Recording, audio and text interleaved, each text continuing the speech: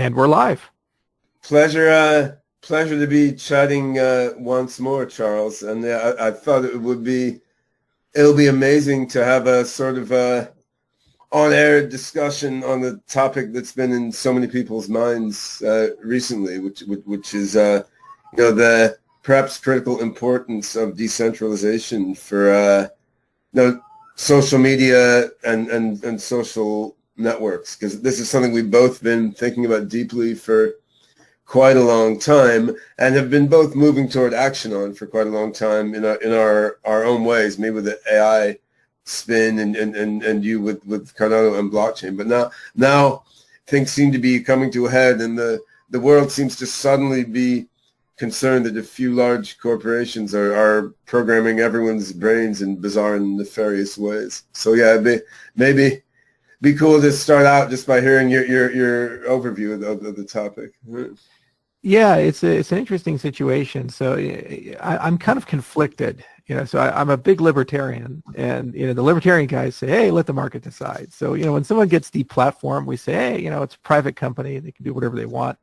But the issue is collusion, and so the watershed moment for me wasn't the deplatforming of Trump. I said, "Yeah, okay, the guy violated the end user license agreement probably 9 million times. At some point, you got to throw the guy out." The issue was the deplatforming of Parler, because that was a very different animal. So the whole argument was, well, if you don't like Twitter, go compete with it, build your own social network. And that's exactly what Parler did. They had different moderation standards. But then what occurred was that all of Silicon Valley got together and they colluded, and they basically jointly decided to completely deplatform Parler. So Amazon took them down, Apple took them down, Google took them down. And if you're put in a market position where 100% of the mobile market and most of the web market is basically blacklisting you, and you have no way to be on a cell phone for an average consumer, no way to have a website for an average consumer without going to extraordinary lengths, and it's almost like the Pirate Bay. You have to host servers in Afghanistan or something to escape it.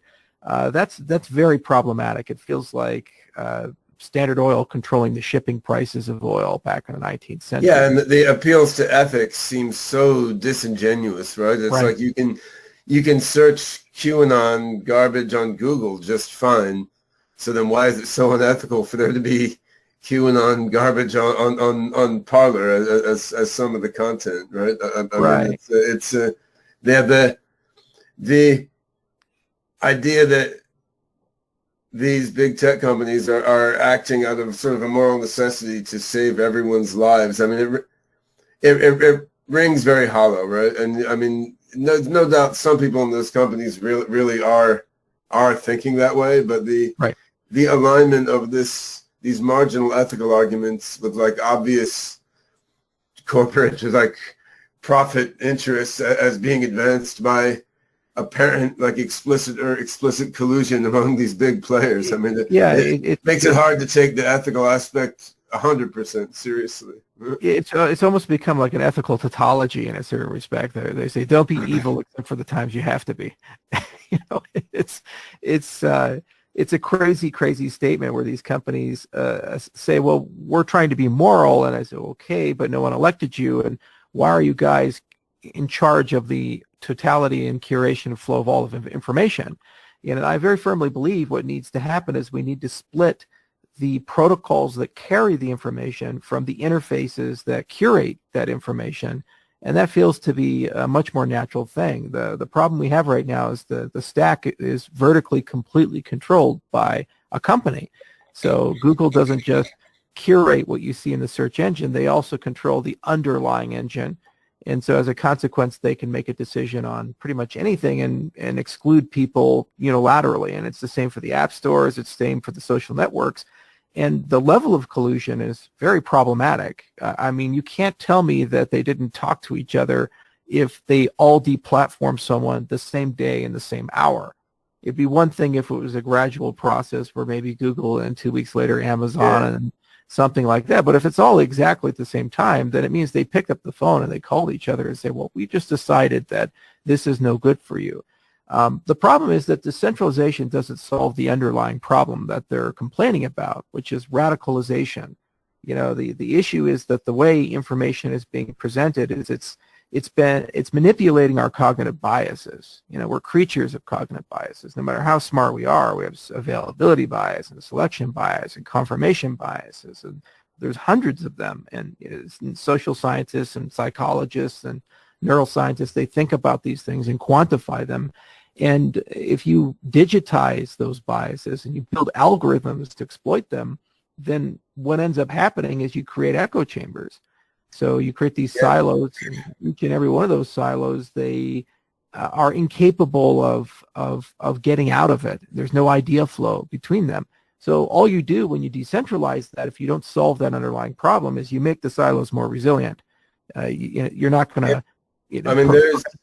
There's a problem when you're applying AIs to learn to win in games or video games, which is both a problem and a benefit, is that, the AI will learn to do what you asked it to do. So like if you're asking it to get maximum points in this game, and there's a way to do it by like hacking around the rules of the game in some weird way no human would ever think of, like the AI will explore various options, and if it's working well, we'll find some route to achieve the objective function you wanted without taking into account whatever implicit constraints you had about like what's the artful way to do it. I think something similar exists with social media companies. I mean, they have certain metrics and objectives they're working toward, often very, very systematically internally, right? I mean, they want people to be looking at their site as long as possible, for example, or they want them to be spending as much as possible clicking on ads, and they'll put a lot of human and algorithmic effort into optimizing toward that goal. And then we can't be very surprised that these groups of brilliant people making cool software built systems that are optimizing toward that goal, like via whatever hacks they can find, and those hacks include exploiting human cognitive biases, as you noted, and exploiting, dynamics of addiction in the human brain, and all sorts of human emotional patterns, exploiting human angst and then desperation and existential confusion. And I mean, the algorithms and the corporate systems will exploit whatever they can to achieve the goals they're given. And as you say, it's organized so that these sort of corporate organisms, which are now sort of hybrid human and digital computing process organisms, like these corporate organisms are almost like a parasite on modern society, and they're achieving their own goal pretty effectively. But that's, if you took a bird's eye view of human society and where we want to be and where we want to go during the next few years, it may be leading toward the singularity and creation of AGI and all that. Like a situation where these corporate human/computer networks oriented toward maximizing shareholder value by getting you to buy stuff online and stare at their website as long as possible. I mean, these sorts of organizations having that much power is not the optimal dynamic for shaping like the collective mind, heart, and soul of humanity, right? I mean, it's pretty far off from where we want to be. And you'd imagine that like extremism and siloing and tribalism, which we're seeing online and in real life, I think that's probably only scratching the surface of the screwed up patterns that are being fostered. Like that's the surface layer where it's easy to see how screwed up it is. And there's so many other screwed up like individual and collective dynamics that are happening. I wouldn't say all caused by this organization of social media on the tech industry, but certainly co-evolving with it and codependent on it.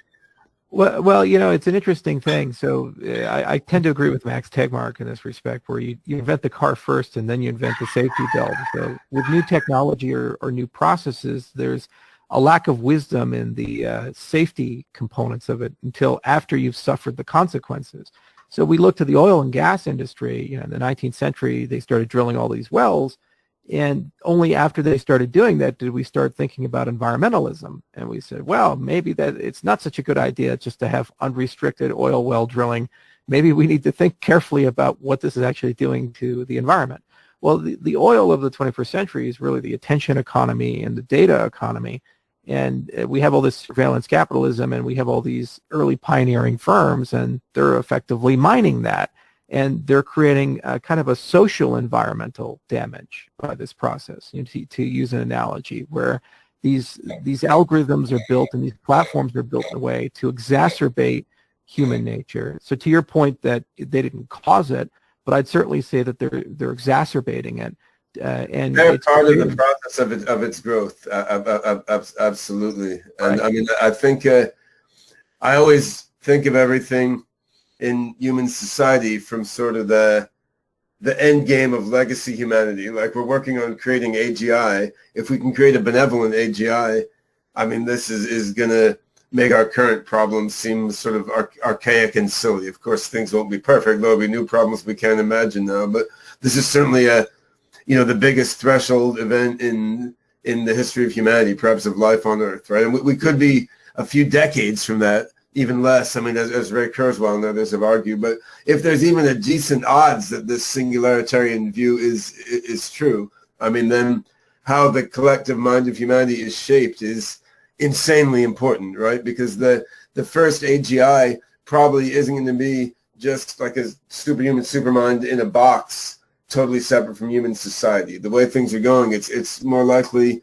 to come out of the interaction of multiple different AI components made by multiple parties, serving, useful economic functions in the world at large. So if the first AGI, which sort of triggers this singularity, is coming out of the whole mess of the tech ecosystem and people using technology to do useful things, I mean, then how messy that mess is an extremely important thing. And that right now, the direction does not look like the internet AI tech ecosystem is evolving in a great configuration for spawning a benevolent super AGI like 5, 10, or 20 years from now, right?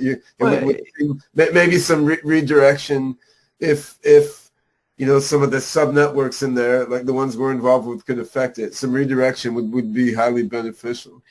Well, the problem with AGI is that's kind of like the Deus Ex Machina situation, where you're saying, well, we could solve this problem if we have this insanely powerful tool, and it's like, well, yeah, but maybe we don't actually need a tool that powerful to make meaningful progress towards this problem. I think for decentralized social networks, you don't need AGI. Absolutely not. You can do a lot with blockchain networks interoperating with narrow AI. Hang on. So I think an AI solution does provide a lot of value, but I look at it more like a cognitive crutch.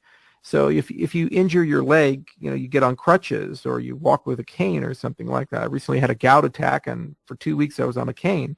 So it's kind of funny, we physically think about this, but for the mental stuff, we don't really think we need it. We say, oh, our brains are perfectly well functioned. It's like, no, we're dopamine addicts. We're constantly manipulated by digital devices, and we're in a situation where we're not acting rationally or objectively most of the time. We're unable we lack root access to our hardware and software. Exactly. So we can't fix the bugs in a direct way.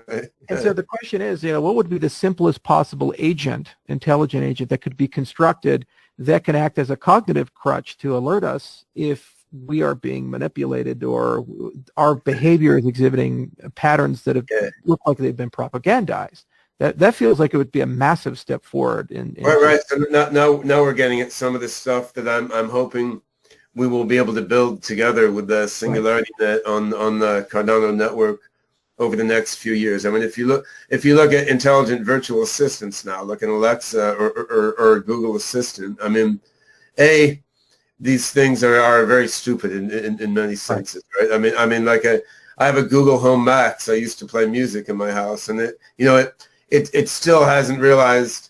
Like I never listened to music with vocals during the day. I mean, it doesn't have that metadata there. It hasn't recognized that very simple pattern. So repeatedly, it throws stuff at me I won't listen to, and it's not even able to understand extremely simple repeated patterns in human behavior, which would help them make more money even by showing me more stuff I want to listen to, right? So these systems are optimized very narrowly to serve certain functions, and their functions certainly are not to help us navigate the universe of the internet in media in a way that's optimal for our own growth and self-understanding, achieving our own goals, and optimizing the collective intelligence of humanity. Very, very far from it. So what one could envision a sort of personal assistant that had a bit more general intelligence, so it understood at least a little bit of what we actually want and are doing, but also was not controlled by a mega corporation with the primary goal of making them money, but was controlled by us, who are being assisted by the personal assistant, right? I mean, I don't want a human personal assistant working for me, helping me do things whose main goal is to make some other corporation money, right?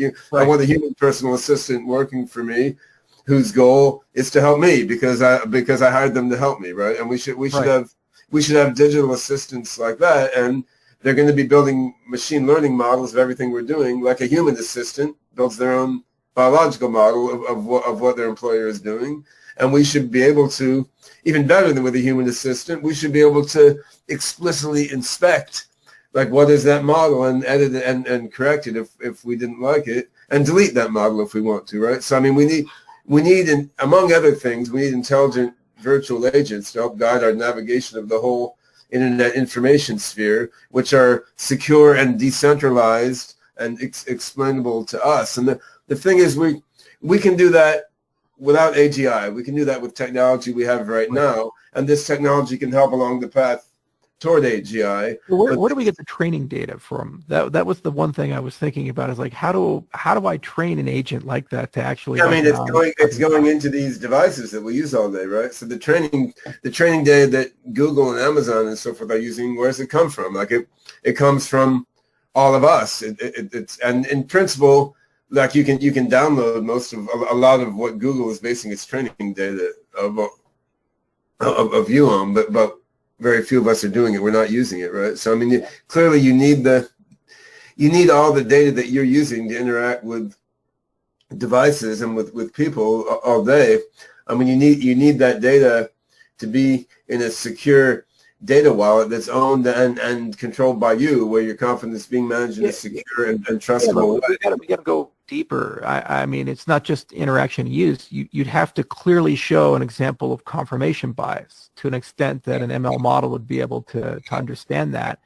And so, how do you do that in an unsupervised way? Unless we show it all the time, right? And I mean, if the AI has a view of a lot of people, I mean, even those of us who are especially clever in some ways, in our basic, like, human social emotional interactions, there's a lot that we do which is the same as a lot of other people are doing, right? Like in how you interact with an employee versus a romantic partner or a friend or someone who's arguing with you. I mean, I think the sort of dialogue meta games and the inner dialogue meta games that people are playing, they're within the scope of current advanced narrow AI tech to recognize. It's just, that's not what's being focused on. What's being focused on is recognizing subtle patterns and who's going to click on what's ad instead. Right.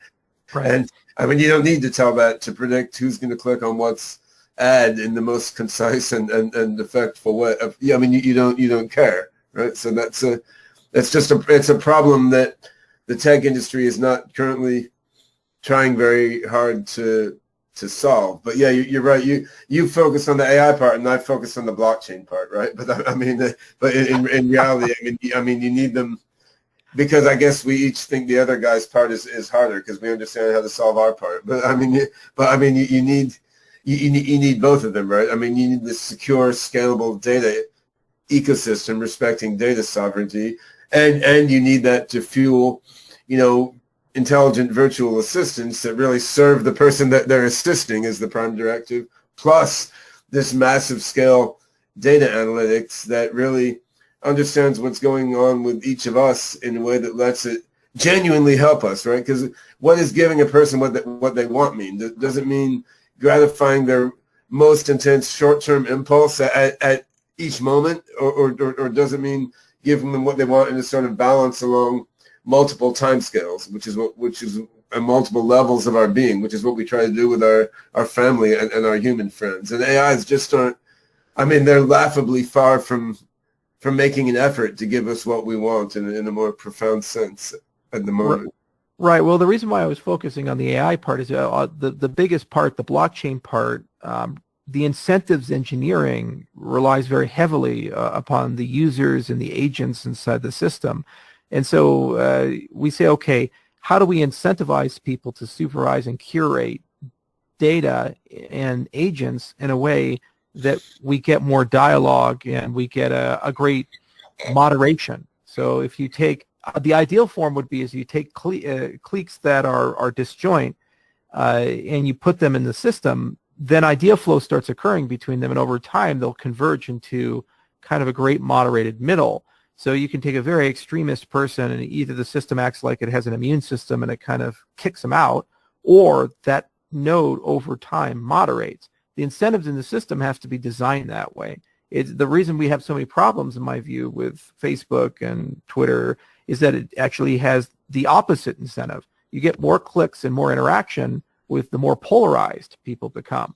So the system is built in a way to polarize people as much as possible and thus divide them as much as possible because it's actually boosting revenue.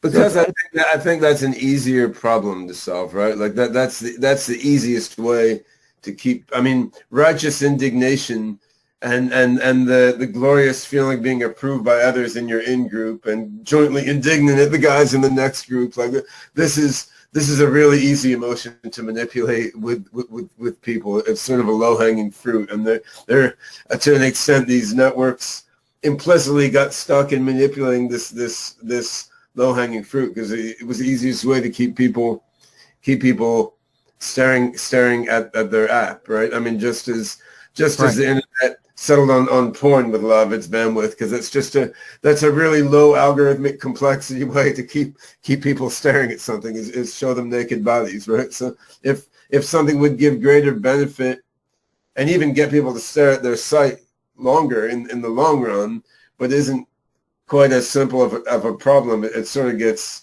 bypassed, right? In the loop of trying to incrementally achieve these metrics more and more each month. And yeah, what's interesting is that the thought that rearranging sort of the configuration of the tech stack, as you suggested in the beginning of the conversation, so like rearranging the tech stack so that the protocols are separate from the applications, and then the AI models and tools used to create the AI models and inspect the AI models they're also separate from the applications. I mean, reorganizing things in this way, then it sort of opens up the dynamics of the whole ecosystem in a way that I believe has decent odds of leading to the evolution of social media tools that they give people what they want in a more profound sense, and in doing so, they're creating communication networks among people that are not focused entirely on sort of immediate gratification of the ego and stoking of intertribal rivalries and so forth, because all these good and beautiful things we're alluding to exist on the internet right now. Like they exist on the internet right now. Like there's love, there's compassion, there's true connection between people with rival political views or from different historical tribes and so forth. It's not that we're not capable of that or that it isn't there. People are capable of amazing, deep I-thou connections with other people and of incredible self-awareness and uplifting of their own consciousness. It's just you need networks that foster this rather than try to squash it and channel you into tribalism and immediate ego gratification. And of course, neither you or I nor our teams are going to build all the systems that solve this problem. So you're going to create the ecosystem and tool set in which the solutions are going to emerge. Right. Well, that's the point of incentives engineering, is that it's the initial push, and because you don't have friction to slow you down, you tend to accelerate, and eventually you get to a great place. I mean, and Bitcoin obviously got their incentives engineering right, and they went from a single miner to warehouses of miners all around the world, and now this colossal system. So, we can argue about the power consumption, but that model was quite competitive to a point that it created $1 trillion ecosystem. So I Yeah. often think, well, what incentives do we need? And we kind of have like three sets of distinct things we need to accomplish at the same time if the network is going to be sustainable and useful to society. So one thing is that you would like information to be curated where it can clearly separate objective reality from the subjective analysis of it and give people a diverse set of viewpoints and understand that stuff is nuanced. So if they get that, then you kind of get rid of the fake news. You also get some consensus in the network of baseline facts, because right now we live in a reality where people can't even agree to basic things. Some people think coronavirus is a hoax. Some people think vaccines are poison, et cetera, et cetera. So there's just disjoint realities that people are in. It used to be we would have one set of facts. We'd agree on that, but then our interpretation of what those mean would be. I mean, a lot of people really believed like Donald Trump had the most people at his inauguration ever, and the New York doctored those images, right? And of course, sometimes the mainstream media may have distorted something about Trump, but the thing is that's like an image, right? And people didn't believe the photograph. They believed the photograph was fake. And when you're at that point where people don't believe the photographs, then it's very hard. Then you have to like be on the ground there observing it in a sort of very clear state of mind to believe anything, right? So I'm not even a realist or materialist fundamentally. I don't know if there is an objective reality, but what people aren't doing is they're not thinking in a clear and coordinated way about like this belief they have or this thing they've been told. Like what evidence is that grounded in? Like what's the process of grounding the abstraction or the claim in the evidence? That process is broken, and it's partly because of AI and advanced informatics tools, right? Because you can make a deep fake. I mean, it's actually hard to tell if this video is Goertzel and Hoskinson, or is this video like a deep fake of Goertzel and Hoskinson put up by someone to troll all of us, right? I mean, it's not immediate seeing is believing to tell that. You have to actually think. Yeah, like the Collider George Lucas deep fakes are extraordinary, and that's like last generation technology. You know, where they're going in a few years is going to be socially very damaging, because you'll have these perfect simulacrums of major figures, and they'll be saying and doing terrible things. So that's the first part. You know, the curation. Go ahead. You need the social network to tell bullshit from reality. So if the social network is broken, then you can't tell, because you can't tell by looking. You can only tell by what you read and what others are saying, right? Right, and I think that's why they're proactively deplatforming people and controlling flow of information, because there's a political terror about the consequences of deep fakes and what they're going to do to dialogue. You had 2 points you're going to come to. Put a pin in that, because there's 2 more points. So as I mentioned, the first is just the curation of the information itself, and the incentives have to be put in a way that it promotes, instead of siloing, idea flow, idea quality, separation of objective reality from subjective reality. And then when you're looking at the subjective, to give you a spectrum of viewpoints, almost like a next generation Nolan chart to show you different viewpoints. Okay, so then second, there's clearly a data economy that exists, and surveillance capitalism is not just a nice term. It's a multi-billion, perhaps trillion-dollar economy, and it's very valuable to society in certain respects. It allows you to micro-target people, allows you to have more friction-free commerce. You get the right products to the right people.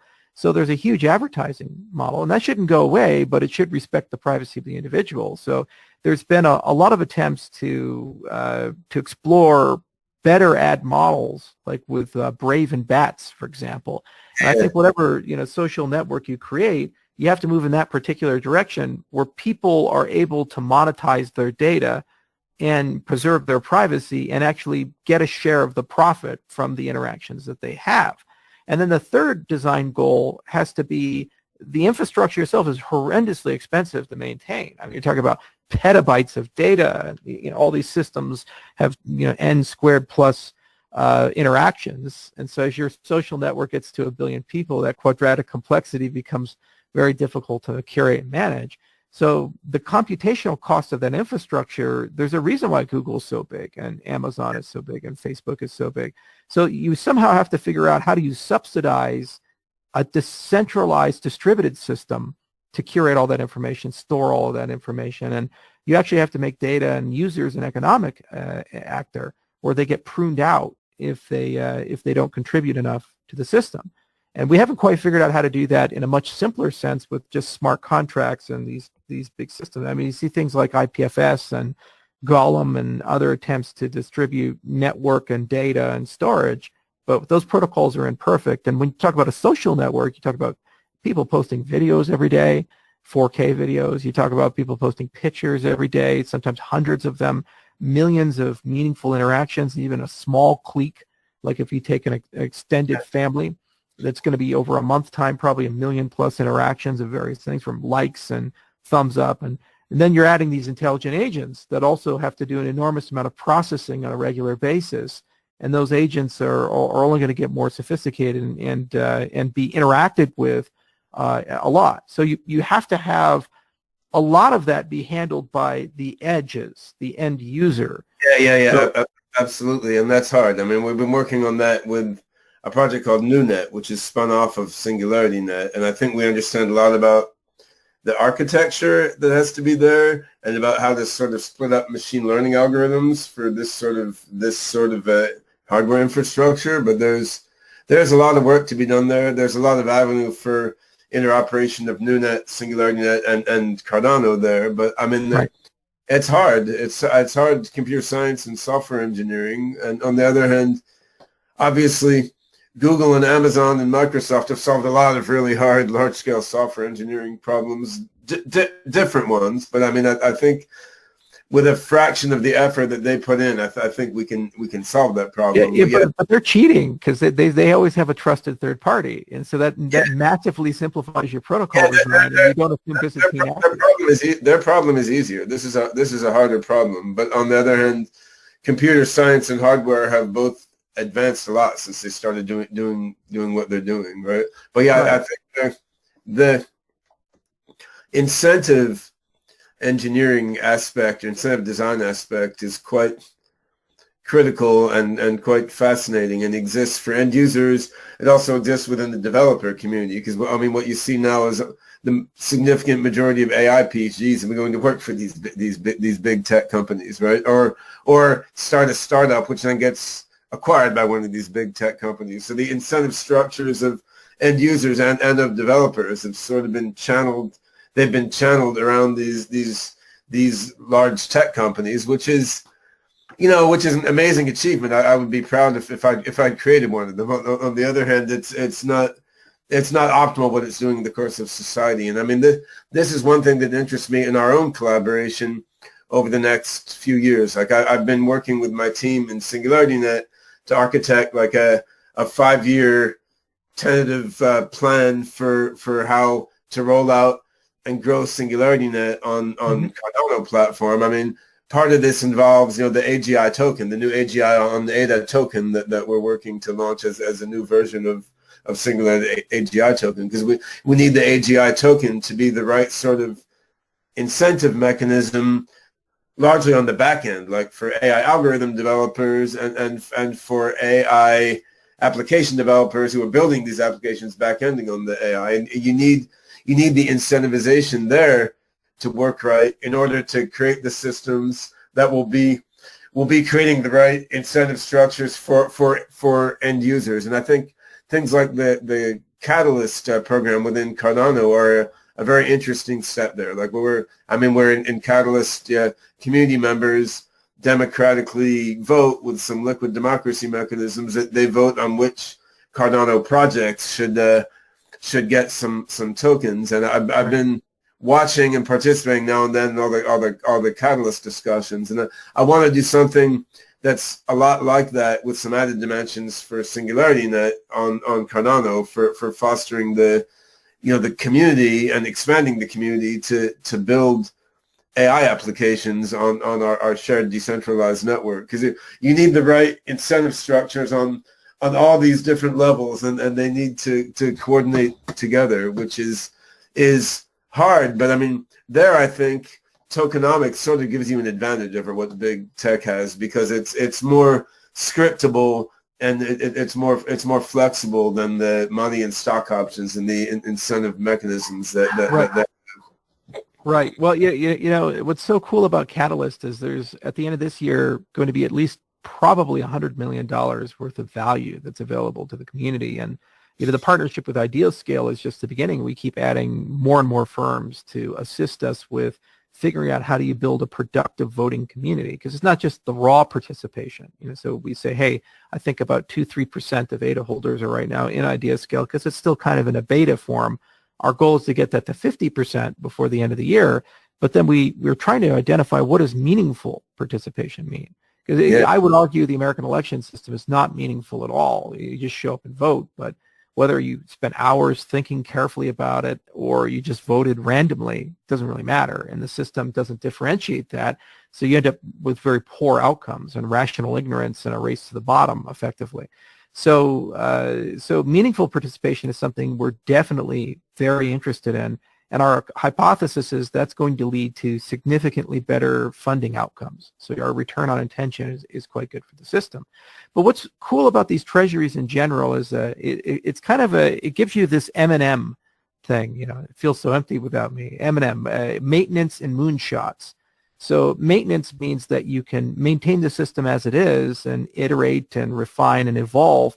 And moonshots means that you have enough money to go pursue high-risk, high-return research. And most great societies do this through some vehicle. It can be the Horizons program in the European Union, or it can be DARPA in the United States, where they say, all right, we're going to throw a bunch of money at some crazy stuff. And, the odds are it's probably not all going to work out. In fact, we seldom get exactly what we want. But then every now and then we get fiber optic cables and satellites and the internet, and we get self-driving cars, and we get Kalo and these other cool things.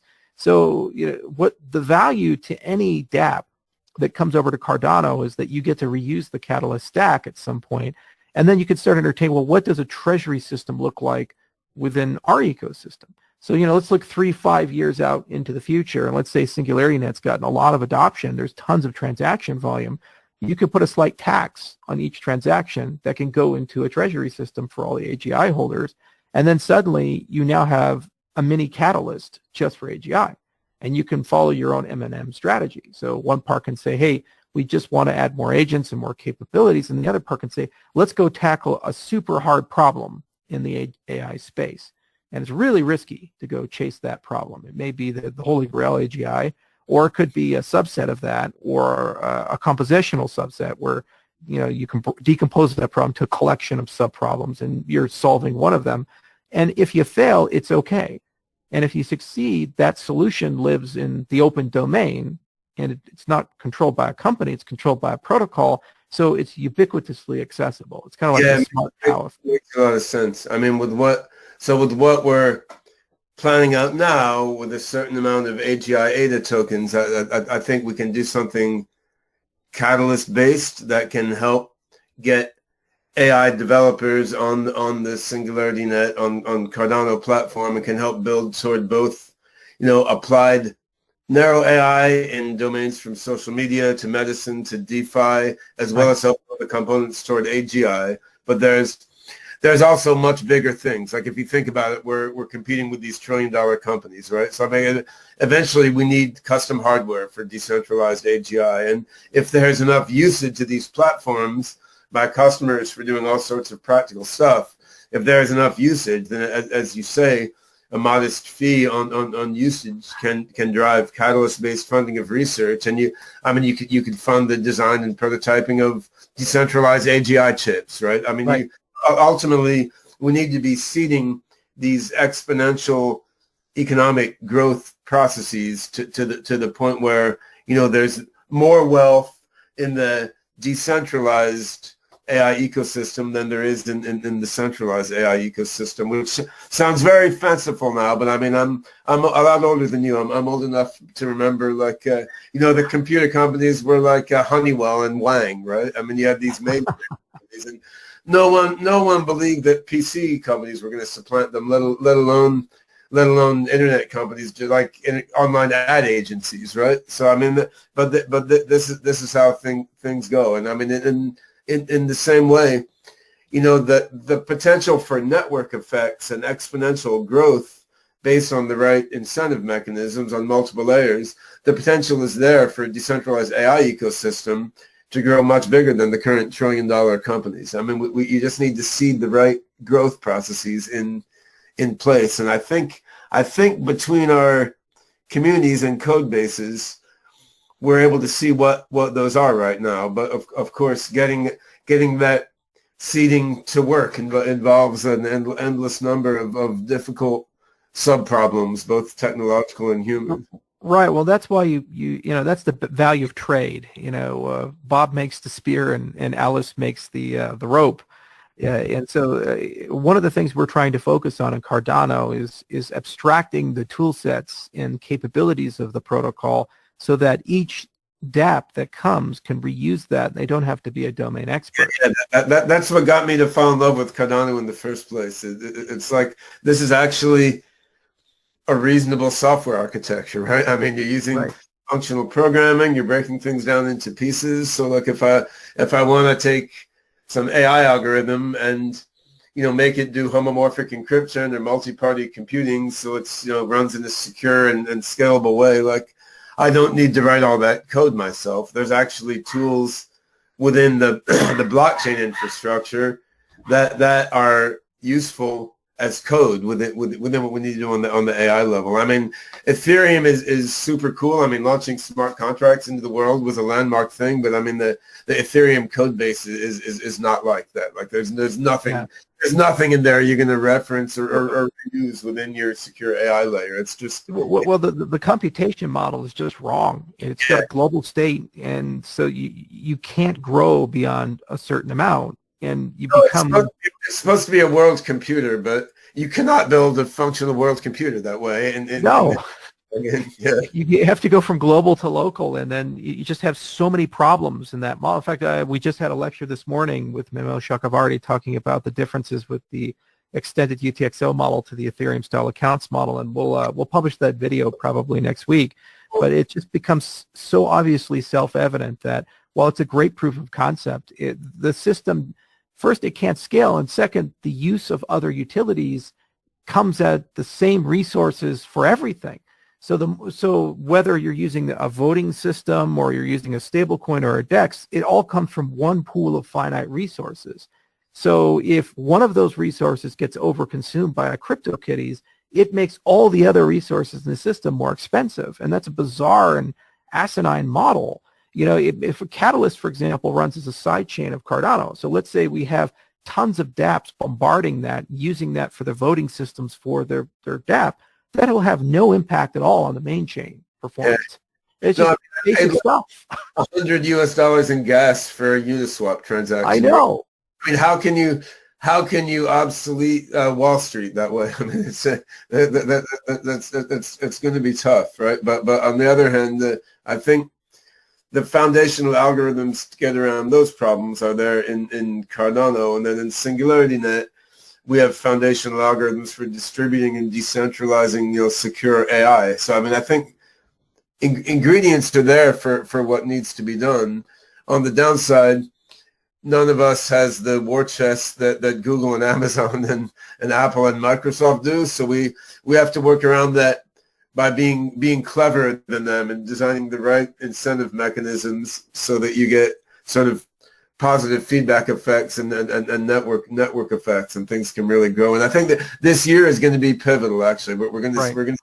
I mean, you've got native assets coming out, and we'll be putting AGI token as a native asset, and then a few other SingularityNET spinoffs as native assets. But we're going to get to flourishing native asset ecosystem on Cardano, and then Singularity DAO, which is a DeFi system we're building on SingularityNET. I mean, we can use to help coordinate getting liquidity into all these Cardano native assets. I mean, I think there's, and then just Plutus as a whole. I'm super psyched about that coming out publicly, because not many people are thinking about what you can do when you have like a real programming language as a smart contract framework, right, which is sort of security by design built in. So I mean, I think we're really providing stuff that is prepared to explode in an incredible way in 2021.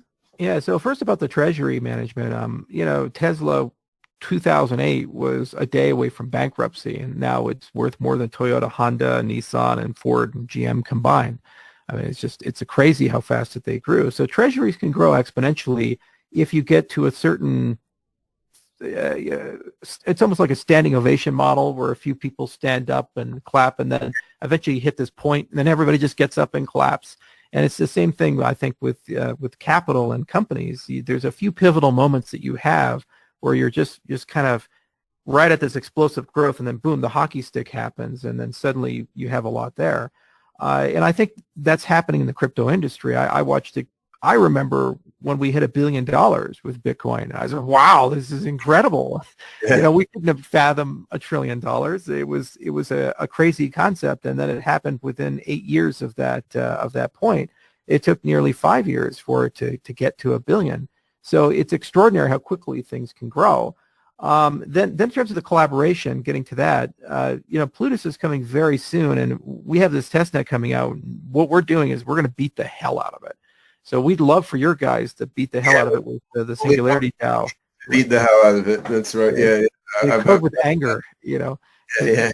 Because the problem with these systems is we're a little easier because we have the hard fork combinator, but your mistakes tend to sit around forever. Like we made a lot of protocol design mistakes with Byron, and we still have to support them. And so we found a really nice way of doing that. But when we release version 1 of Plutus and the extended UTXO model and native asset standard, that's probably not going to be perfect because nothing is as an engineer. Version 1's there. But yeah, you have to be backwards compatible. So when you go to version 2, you still have to support version 1. So to me, it's super important that we get as many people as quickly as possible, beat the hell out of the native asset standard, beat the hell out of especially Plutus before we do the next hard fork to bring that in. Because that's I would rather not be backwards compatible with obviously wrong things as we are with Byron. So it's great to have you guys around. I know that the code you're going to write is very novel, and it's also going to push the system to its limits. And you're going to create a very strong demand for performance and scale, I think. And I can already see several areas where we would like to use AI. For example, transaction fees. We have this fee parameter, and that's right now set with the update system. So the minimum transaction fee, it's a DDoS parameter. It would be so cool once we have oracles and dexes within the system, and we have some notion of the value of ADA relative to the US dollar, to create an automated transaction monetary policy that can take those data points and compare them to other networks real time, and then try to make sure that we always have a compatible. This is actually a subtle point that we've been discussing between SingularityNET platform team and Cardano platform team, right? Because the transaction fee framework for Cardano now and as planned for Cardano native assets, it's fine for what we're doing with SingularityNET at this moment. But if we want to go to a swarm AI or microservices model where you have a whole bunch of little AIs that within a second one AI is consulting others to create others. If you really want to get AI by this dynamic microservices architecture and want to have this using the blockchain rather than all off on the side, then you need a way for some sub-networks to have substantially lower transaction fees. But then you need a system that's intelligent in some sense to regulate and moderate that, because you still need to protect against DDoS attacks and all sorts of other things, right? So there's a lot of areas like that where some machine learning sort of participating in the infrastructure can help a lot. And one of the things it can help with is to help make the system better able to manifest the emergence of higher levels of intelligence and learning, right? So you got a lot of positive cycles there. Yeah, and you want it to be deterministic yet dynamic, and you'd also like it to be globally aware of competition. So you'd like the agents to be able to parse all the competing blockchains and look at their monetary policies, look at their transaction policies, their transaction rates, and their relative values to each other, and then be able to pull that into Cardano and form a transaction policy based on that. Data is there, right? The data is there in the online. You can download it into your AI, and I think that's quite feasible. So yeah, going back to decentralized social networks, where we started. There's been, as you know, and you've looked at this in more depth than me even, there's been loads and loads of attempts to make decentralized social networks. Like there's dozens of cool projects started by smart, well-intentioned people with the right vision. Obviously, none of them has yet become the next Facebook or Twitter. I mean, some like Right. Minds.com from Bill Ottman, I think is really cool. But I log on there not yet as often, even as I log into Facebook, which is not that often, right? I mean, Minds Right. is great. It just doesn't have such a critical mass of people yet, although it's done a way better job than the vast majority of decentralized social network tools, right? So how do we get Minds and Averapedia and dozens of other decentralized social network platforms and the new ones that haven't been heard of yet? Like how do we get these to really take off? And I think we share the conclusion that a lot of what's needed there is to make the underlying stack, more amenable to lower cost, larger scale operations of the needed kinds, both in data storage and processing distribution, and then the distributed AI also. Now, it's interesting, Jack Dorsey from Twitter has sort of seen this also, and they're looking at making a decentralized protocol and sort of reorganizing the Twitter stack. The question there is, can you really make that work with the sort of incentive structures that are implicit in Twitter as the sort of company that it is? I mean, that's why I separate the base protocol from the interface, kind of like what Steam did. They had the Steam protocol and then Steam at the interface, and their problem was that they didn't have a full end-to-end monetary policy, so they had value leakage. There was no incentive to buy the token, but they used the token to curate information. Had they solved that problem, it would be still around and much larger. But I think that Twitter can survive with a decentralized social network protocol because they would just be a very popular curated interface to it, and they'd still have their network effect. It's just the customers and the data would be ephemeral. They could flow from one interface to another interface and get that same experience. The problem right now is you have to rebuild the network effect every time you launch a new one of these things. And that was just like saying every time we want to do an internet application, we have to completely rebuild the internet underneath it. It's a preposterous thing, right? Yeah. It makes sense, and I think it's visionary of Jack Dorsey to even entertain the notion, right? I mean, not many corporations of that scale are willing to. Well, it's a proactive solution to a big problem he has, because if he plays censor in chief and he has to deplatform people from the protocol, then he can never win, because it's just whoever is the party. Sure. I wouldn't want that job either, because I mean, you got people who are like clearly colluding to kill someone. Fine, you ban them, but you have people who are saying stuff that's nasty but not yet criminal, and then I don't want to be in the job of telling like what's too nasty and what's okay. I mean, that's court systems aren't perfect at that, but I mean they've been honed for that over a significant period of time, and you don't want to have to do that at fast speed and large scale as part of operating your tech company. And I mean, none of these tech companies actually want that job, right? That's not why they got into the business. Like, how can I censor people's political speech? So I mean, of course, if things can be reorganized so that job is done by the community for the community, rather than having to be done by the CEO and their henchmen, then I mean that's far better. And the community won't do it perfectly, but actually it will do a better job than these centralized authorities. And I mean, it's completely possible to do that. It's just, I mean, we did a lot of simulations of SingularityNET's machine learning moderated reputation system over the last couple of years. So I mean, you can make decentralized AI guided rating and reputation systems, and you can tune them, and you can see if I tune it one way, you get information silos. If you tune it another way, you just get trolls and spammers and so forth. If you tune it in a different way, you get a system that's sort of self-policing and fosters a healthy level of interaction. And you can do this to get networks that self-regulate without anyone giving top-level control, right? And I mean, if this is operating, within the current global political system, which I have my issues with too, as I'm sure you do, but it's there. I mean, then Right. you still have top level control over things that are clear crimes according to the nation states people's bodies are sitting in, but you don't need top level control for anything else, right? And I think that's not just would avoid garbage like, you know, Minds or Parler being deplatformed. I mean, it would also create something that's a breeding ground for positive and creative and beneficial content, and you know, in which people's minds are being nudged toward positive growth rather than like channeled into stare at this site and click on this ad. So I mean, I think potential is there to do that.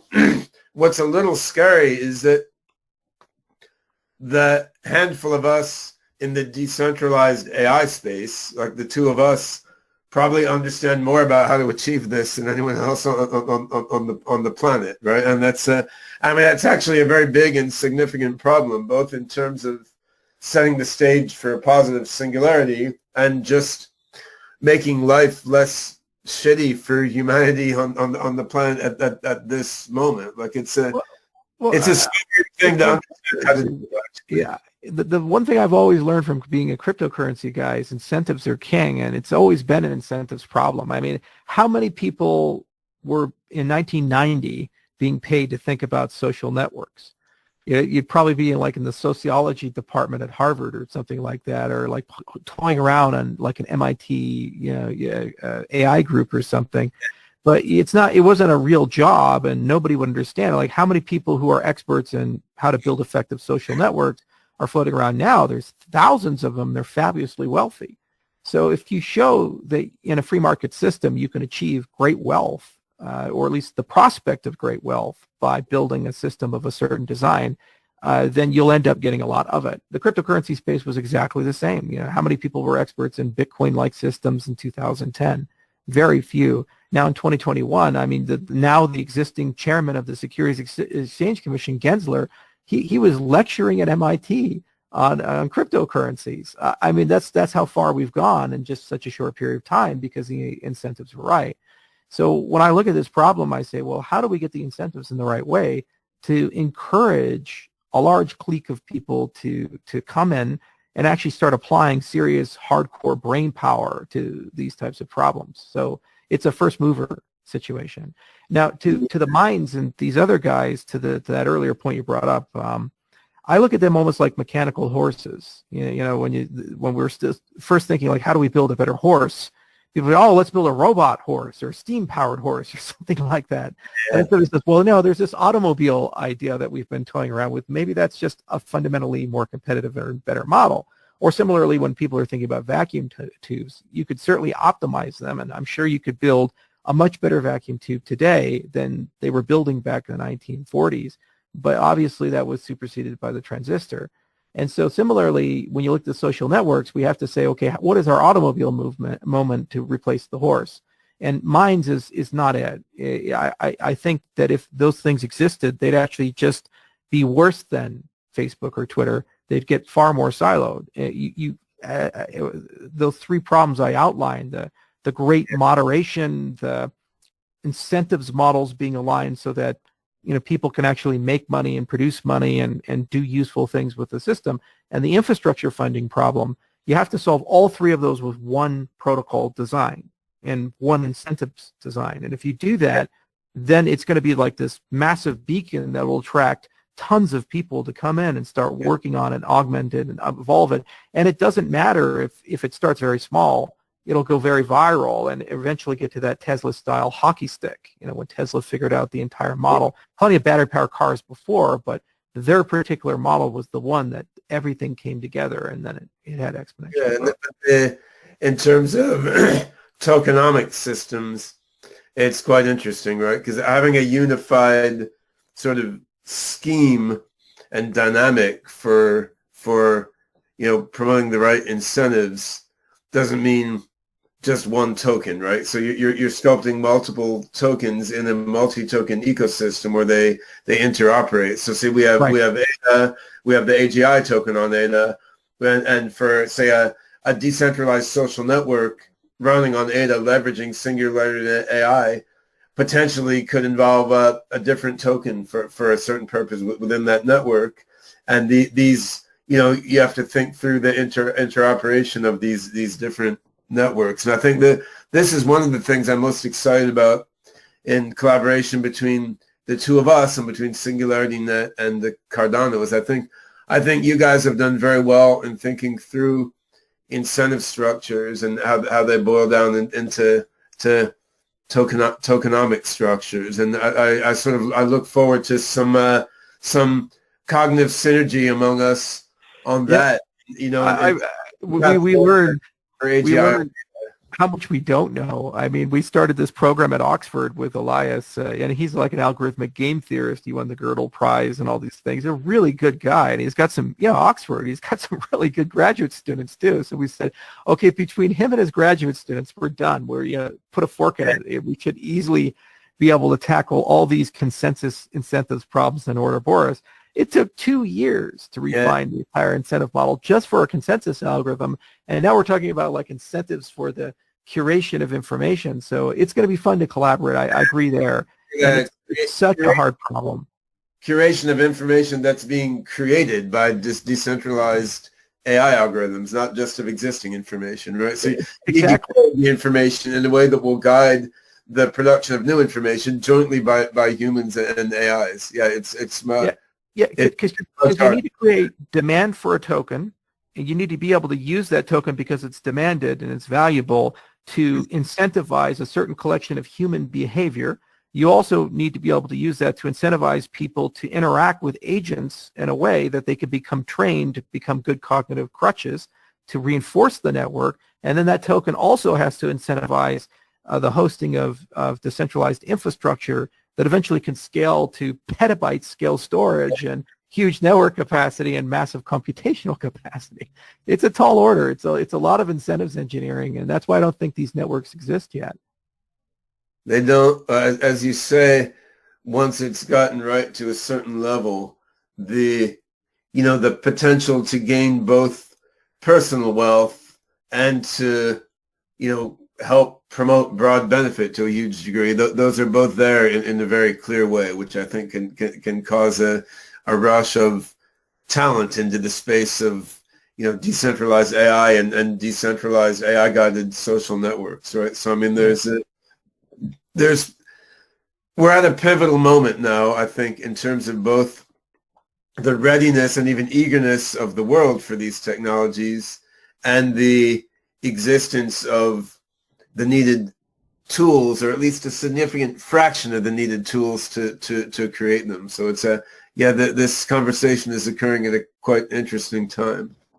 Yeah. I mean, but the good news is that there's a lot of almost right attempts, like the creation of Bitcoin. We had Hashcash and, BitGold and DigiCash, and they were wrong, but they were wrong in the right direction. And so you just had to pull them along enough, and then eventually it falls through. And so you have things like bats, and I mentioned that before, and suddenly now you create a demand for a token. Steam had enormous growth, but the problem was there was no demand for the token, but there was good payment for content creation and curation. So they got a lot of users, but they had too much value leakage, and so they couldn't sustain network value, and then the system fell apart. So I almost felt like if you could combine bats and Steam together, then you've created a feedback loop where the system will sustain, and it'll continue to grow at a very rapid rate. However, they had to use the token to subsidize the actual running of the infrastructure. They didn't have a sustainable model there. So even though it was the protocol Steam and Steemit was just the company, the Steemit company had all the power and control because they were the only people that could afford to run that protocol. We've got Hive now, right? I mean, that's the beauty of open source code and decentralized communities. Yeah, but they have that same problem. It's a Pareto problem where like a small group run the vast majority of everything, and there's no economic diversity there. Like with Cardano, we spent 5 years on Ouroboros because we wanted a system that would get naturally more decentralized over time. So as the price of ADA increases, the K factor increases, and then suddenly you go from 1,000 to 10,000 stake pools, and then 100,000, and then all the infrastructure is federated with those stake pools, and so suddenly you have 10,000 Hydra channels, and suddenly you have 10,000 Oracle entry points, and and et cetera, et cetera. So the system, when we get to Bitcoin scale, could have 100,000, stake pool operators that run that, and that scales quite nicely. Get that sort of thinking into the growth of SingularityNET during the next phase. I mean, I think that the platform as we've built it now does something good. It lets you create multiple AI agents all over the place that collaborate and cooperate to solve hard problems. But yeah, we need to architect the next stages of development in a way that will incentivize massive increase of utilization of the platform using AGI ADA, but also that will ensure that increasing decentralized control of the network happens along with this massive increasing utilization. And I think we can do it, and I think a lot of the thinking you guys have put into growing Cardano was actually helpful there in ways that we probably don't have time to explore in this podcast. Right. Well, you get the democracy stack for free, with Catalyst, and you also get the decentralized infrastructure for free. I mean, one thing we'd love to do is see if we can get outsourceable computation. I've been following that for God knows how many years. Pinocchio and Geppetto over at MSR, and can you do the computation on an untrusted computer, but then provide a proof that the computation was done correctly, and then that whatever the result was given is right, regardless of who did it. So that's there on the computer science level, but it's not yet there on the scalable, usable software level, right? It says we have some proofs that perhaps these algorithms work, but a lot of them are exponential time. So. Yeah, I mean, I'm one of the things I've been doing with my non-existent spare time is sort of going through all the core cognitive algorithms of OpenCog, which was the AGI architecture I'm working on, expressing all the core algorithms of OpenCog in terms of Galois connections over metagraphs and chronomorphisms and stuff. So you get the right elegant formalization of your core cognitive algorithms, and then once you've done that, then you can deploy the kind of math you're saying, so that this core AGI computation could be done by outsourced computing, right? So I mean the math in CS is there for a lot of these different things, but I mean there's a number of stages yet to go through before that kind of thing is rolled out scalably. That's an interesting mathematical expression. Do you deal with a dependent type system, or how are you? Right. So are you using Idris or Agda? It's a dependent, paraconsistent, probabilistic type system. So, yeah. That's a mouthful. But can you prove anything interesting? Like you could show certain things are isomorphic to each other, or what are you looking for with those? Well, we are working on that right now, actually. Yeah. But this would probably lead us too deep down some mutually interesting rabbit holes for a broad audience podcast. Okay, fair enough. All right, well, Ben, this has been so much fun. I have another meeting I got to jump into, but I really enjoyed our time. Yeah. This is fantastic. It's both broad and deep, and I think decentralized social networks. It's both really important on its own, and I think we can work together to solve it. But it also it highlights a bunch of other more general points, both about bringing Singularity and Cardano together, and about just what we need blockchain and AI together to do. So yeah, very very very cool. Look forward to the next one. Yeah, I guess a closing point is platforms tend to get defined by the killer apps that are on the platforms, and I'm very glad that one of the most meaningful and significant applications on our platform is SingularityNET. I would hate to see us be defined by CryptoKitties or something like that. So it's great to have you guys around. I think this collaboration is going to result in an enormous amount of evolution of our own platform and an acid testing of things in a way that's very productive for everybody. And my hope is you guys become one of the most successful pieces of infrastructure on top of Cardano, and it leads to a lot of user growth. And we're not just collaborating, technologically. I think we're going to share some office space at some point in Ethiopia. I don't know. The space has been found, actually. Yeah. Oh, so cool. It was a very pleasant and surprising coincidence that we actually both had flourishing teams in Addis Ababa contributing to the development of our various platforms, right? So I mean that's very very very cool. Maybe Yeah, maybe the next time we meet face to face, we'll be over some injera in the Addis, right? So. That would be a lot of fun. That'd be a lot of fun. We just have to get rid of the Civil War and the COVID, but those are just minor technical details, implementation details. All right. Thank you so much, Ben. Great. Thanks a lot.